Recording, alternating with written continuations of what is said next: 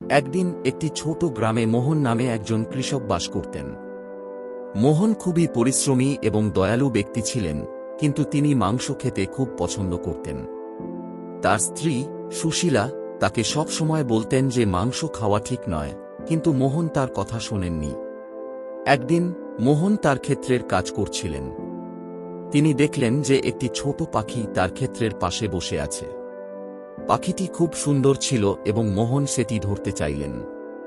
যখন মোহন পাখিটিকে ধরতে গেলেন, তখন পাখিটি কথা বলা শুরু করল, দয়া করে আমাকে ধরবেন না, আমি আপনাকে একটি গুরুত্বপূর্ণ শিক্ষা দেব।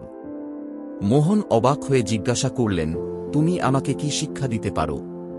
পাখিটি উত্তর দিল, যদি তুমি আমাকে ছেড়ে দাও, আমি তোমাকে 3টি গুরুত্বপূর্ণ কথা বলবো।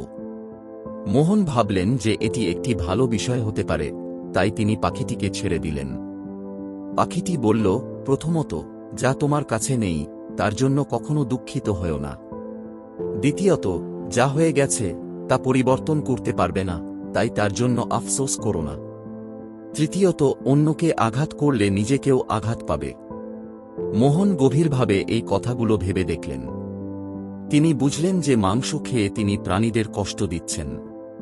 তিনি আরও বুঝলেন যে জীবনে দয়া এবং করুণা কতটা গুরুত্বপূর্ণ।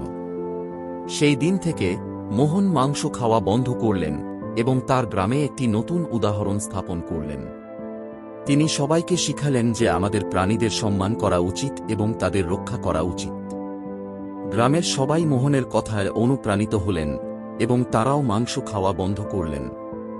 এইভাবে মোহনের গ্রামে সব মানুষ সুখ এবং শান্তিতে বসবাস করতে শুরু করলেন। তারা বুঝতে পারলেন যে মাংস খাওয়া উচিত নয় এবং সকল জীবের প্রতি দয়ালু হওয়া উচিত।